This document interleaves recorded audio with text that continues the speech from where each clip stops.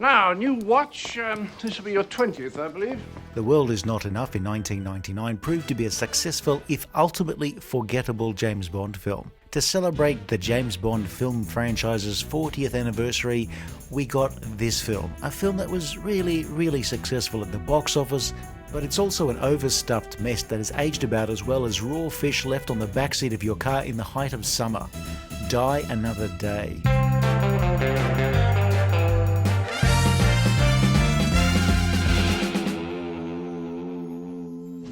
The hell do you want? I don't need a goddamn wheelchair. No? You do now. In 2002, it had been 40 years since Sean Connery coolly introduced himself in Dr. No. Bond. James Bond. To celebrate, James Bond's 20th adventure would have tiny Easter eggs for Bond film fans, as well as amping up the spectacle for more casual viewers for the first Bond film of the new century and the new millennium. Let's get down to business. When Die Another Day was released in 2002, it quickly became the most successful Bond film released to that point. Its reviews at the time were relatively mixed, but overall positive, but with qualifications. Like how my orthopedic surgeon said how it was a good thing that it only fell off the roof of a 2-story building rather than a 3-story building. Really, Die Another Day is just not very good. Let's just get that out of the way up front. Maybe, like me, you don't particularly like this film all that much, or maybe for you it actually was a 3-story building. Die Another Day is a film that in no way improves with time or repeated viewings. I must say I admire your restraint. You were here a full 2 hours before anything blew up. There was always going to be another Bond film after The World Is Not Enough. The question was, who was going to direct? Several directors were considered for the film, but the producers Barbara Broccoli and Michael G. Wilson eventually landed on New Zealand director Lee Tamahori, director of dramas like Once Were Warriors. Die Another Day begins with Bond surfing into North Korea, going undercover to bollocks up a deal trading diamonds for armaments, where he will then face off against henchman Zhao, and then his boss Colonel Moon. Bond is captured by the North Koreans and left to rot by MI6 for months until he's freed by Moon's father, General Moon. So, I'm being traded for you. Looking like a bystander if the Incredible Hulk sneezed in the engagement ring section of Tiffany's. His internal organs seem unaffected. Liver not too good. It's definitely him then. Bond believes a mole in MI6 gave him up and he wants to track down Zhao to find out who betrayed him. M seems in no mood to get Bond back to work, but Bond escapes anyway. My usual suite, please. And after avoiding a Chinese spy setup, suggests the Chinese help him track down their mutual enemy, Zhao, because everybody hates Zhao. If you find him, say goodbye from us. Bond ends up in Cuba, where he learns Zhao is nearby. We find your friend is here, on an island, in Los Órganos, which houses both a mysterious medical clinic and a Hammond organ factory. Bond also meets Jinx, with whom he spends a pleasant evening, swapping stories about cricket and indoor gardening, or perhaps there's some sex, I forget which. The clinic is a front for ultra-rich fugitives to have their bodies' DNA reformatted in order to start new lives with new faces, even new accents. But things don't go so well after Jinx shows up. Bond finds Zhao halfway through his treatment to get a new face, but Zhao gets away from Bond, as does Jinx. And then back in England, it's all about this fella, Gustav Graves. What a wonderful day to become a knight. Who's clearly the villain of the movie because he's obnoxious, overly confident, and incredibly competitive with Bond, destroying a fencing club rather than allow Bond to beat him. Graves' whole shtick is that he found diamonds in Iceland, but apparently the diamonds are eerily similar to banned conflict diamonds from Africa. You burned me, and now you want my help. What did you expect, an apology? Bond and M get a few things sorted out, and after a few rounds of GoldenEye 007, Bond is certified fit for duty. Q gives Bond the keys to his new car, an invisible car. I once had an invisible car, but I can't for the life of me remember where I parked it. Wish I could make you vanish. Graves' assistant Miranda Frost also turns out to be an undercover MI6 agent, but not a particularly effective one, as we see her getting a poor annual review from M. You volunteered for this operation, but in 3 months you've turned up next to nothing. Graves seems to be clean. Graves holds a massive event in Iceland, a PR junket where he treats guests to booze in a hotel carved from ice while showing off a satellite that can reflect sunlight to anywhere on the earth that's dark. At the same time, lawyers representing mushroom farmers are preparing a class action. It's called Project Icarus. A name that sounds cool, but it's very clear that Graves has absolutely no idea how that story ends. Bond attends, and look who's also here, it's Jinx, an NSA agent who's there on her own mission to hunt down Zhao. Bond has a little scout around, but before he can be captured, needs an alibi. So he spends an evening with Miranda Frost to maintain his cover, you understand, where they discuss the merits of which Bronte sister was the better author. Or Bond and Frost have sex, I forget which. Jinx seems to be having a bad time in Iceland, getting captured all over the shop. Before she can be carved up by random lasers, Bond will free her. But then the plot falls into place when Bond confronts Graves, who, it turns out, no prizes for guessing, is Colonel Moon. We thought he was killed in the pre-credit sequence, but no, he's had his face changed at that clinic in Cuba. What a twist of lemon. So you live to die another day. Graves, because it'll be confusing to go back to calling him Moon, has plans to shake things up back home in Korea. Also, Miranda Frost turns out to be working for Graves. And rather than execute Jinx, they lock her in a hotel room, cross their fingers, and hope that somehow she dies. Who sent you? Your mama. Bond escapes in Graves' rocket-powered jet car, but Graves, being all kind of billionaire sore loser, uses Icarus to melt half of Iceland, and I don't mean the freezer with the frozen pieces broken down. Bond escapes by yes. Yeah, okay, by this time, they're not really even trying to make any of this look remotely believable. Bond returns to rescue Jinx from the melting hotel and faces off against Zhao in dueling British sports cars. Zhao is in a Jaguar convertible with a Gatling gun, and Bond in an invisible Aston Martin. Adding to the unbelievability, 2 British sports cars starting first time in cold weather. Oh, come on. Here's the thing about having an invisible car. Sure, you can do some vaguely cool things as far as action goes, but if you're Aston Martin, what the hell are you getting out of it? Aston Martin, as not seen in the latest James Bond film, Die Another Day. If you haven't noticed, this film just is a bit interminable, but we are getting to the end. I'm sending in 007. You think I'd leave this in the hands of the British? You go with him. Bond and Jinx head back to Korea to deal with Graves, who's using Icarus to clear the mines in the demilitarized zone separating South Korea from the People's Republic of Please Send Some Food, We're Starving. Graves reveals himself to his dad, who, like much of the audience, is deeply disappointed. Bond and Jinx manage to take out the entire crew of Graves' plane before dealing with either Miranda or Graves himself. Graves, for some reason, now has an exosuit that will allow him to... Look, by this stage, I've really given up caring about the plot here. Jinx deals with Miranda, Bond sorts out Graves, yada yada yada, and then Moneypenny is about to get it on with James when... Moneypenny? Die Another Day seems like a big, epic Bond film where the producers would throw money at the screen in the hope of a fun action film resulting. This was not the case. What we got was 2 hours and 10 minutes of Pierce Brosnan trying awfully hard to make an awfully bad film not appear so awful. The rest of the film aside, the cast is pretty good. Pierce Brosnan is great as Bond. By his 4th film, his interpretation of Bond has settled down with fewer facial contortions. He's got the smugness of the last few films under control, though he can still be maudlin over the death of somebody who's betrayed him. I think I broke her heart. Though he does have a believable personal motivation for pursuing Zhao. And what do you think? It's not some social media beef over who forgot to wish who a happy birthday. Bond is just miffed over his betrayal and subsequent incarceration in North Korea. It's a Bond film, so there are lots of stuntmen, but by now we also have a few digital doubles, which make some of the stunts seem less death-defying and more digitally defiling. Brosnan also spends more time in front of a blue or a green screen than any actor not being given the direction, faster, more intense.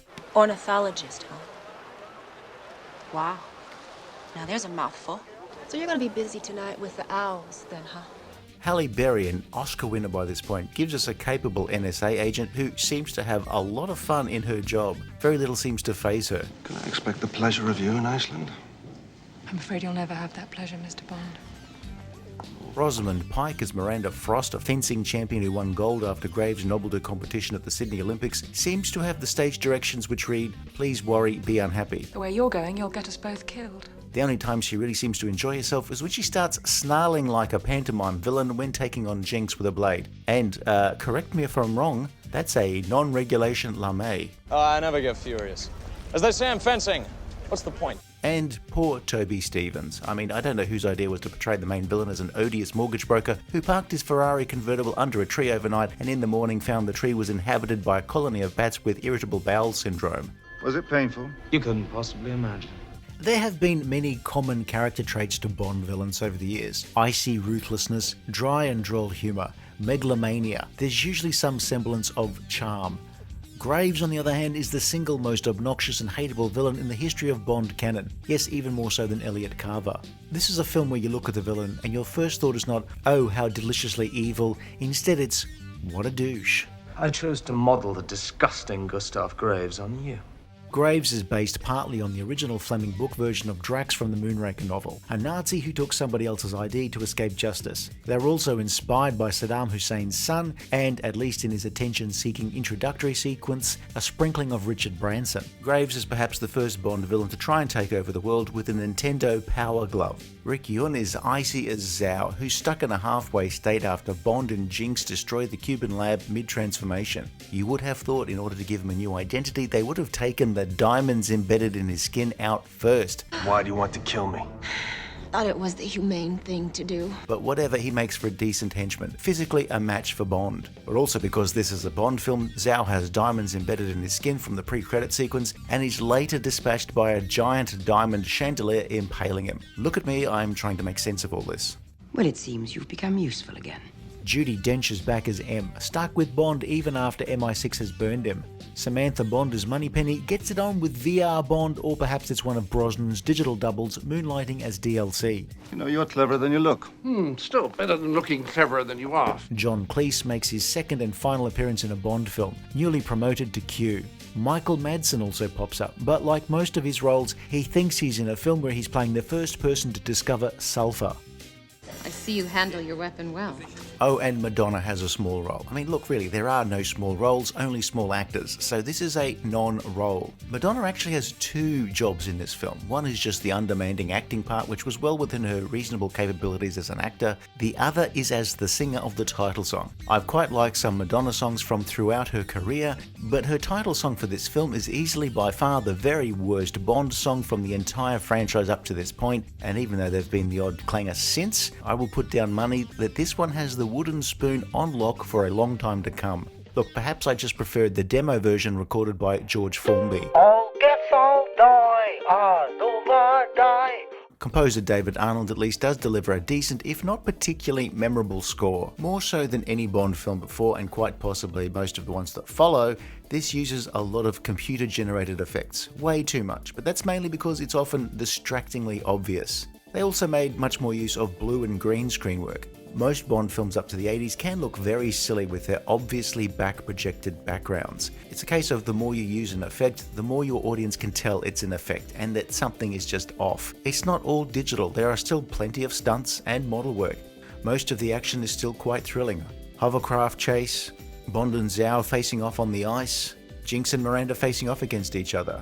But a lot of these scenes do also go on a bit, like my great aunt Lara when she's ordering at the McDonald's drive-thru in the morning and, not quite coincidentally, local traffic is backed up for 10 miles. So I haven't been able to find all that much to enjoy about this film. You know, it was okay for the first, 50 minutes. But I can pinpoint the moment where this film goes from being okay, not bad, not great, but not bad, to, what the hell am I watching? And that is when Graves first appears. The direction in the movie goes from being a reasonably decent action film to unnecessarily distracting for no reason. There's a lot of this, speeding up and slowing down, placed almost at random.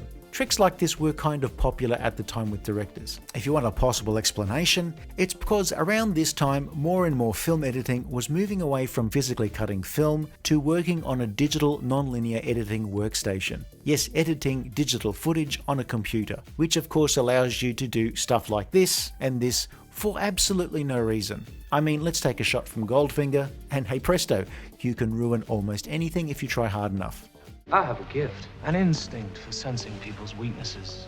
Yours is women, hers and mine is winning whatever the cost. Die Another Day is not just a disappointing and mediocre Bond film, it's a really, really bad one. Yes, some of you are choking on your Cheetos, but there's so little that this film does right in terms of its plot and its set pieces. Die Another Day is by far the official Bond film that I will least look forward to watching whenever it comes time to rewatch all of the Bond films. I loved GoldenEye, but after two decent but fairly ordinary releases, it really would have been nice to see Pierce Brosnan end his tenure as 007 on a high. Of course, at the time, it was not meant to be the end of Brosnan as Bond, just other things got in the way. A good cast can make or break a film, but most of the time, a good cast can't make a film like this anything better than barely watchable at best. Compared to previous films, why is this movie so over the top?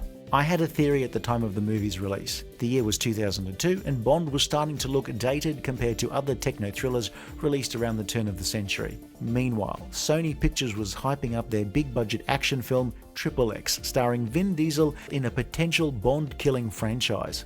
XXX was meant to be a film that would bring young viewers into theatres in their droves, while Bond would be left with all the people who would leave a screening about 3/4 of the way through in order to beat the traffic. I freely admit this was a purely uninformed personal theory at the time, where I suppose that the Bond producers saw this potential threat and amped up Die Another Day to appeal to that younger audience who wanted something edgier than Granddad's Aston Martin porn. In the end, XXX was a decent but fairly standard-looking action film. Unlike either Ivan or Catherine, neither terrible nor great. Even so, perhaps to counter XXX's perceived threat, Die Another Day feels like fluorescent clowns fired out of a cannon at an Ibiza rave.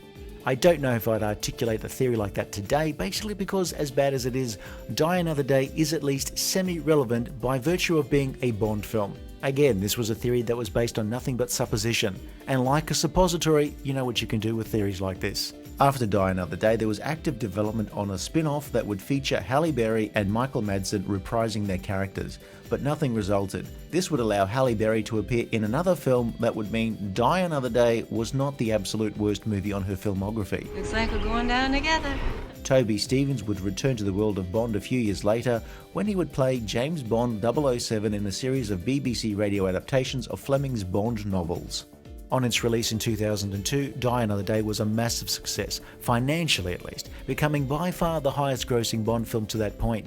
But it's not remained a film that people generally hold up as a shining beacon of a great Bond film. It did see off the threat from XXX, but in 2002 another action film franchise was launched, a film with much smaller stakes that would completely redefine how action would be staged in films like this for years to come, Bond included. Well, it's gotta come out sooner or later. No, leave it in, please. A few more minutes.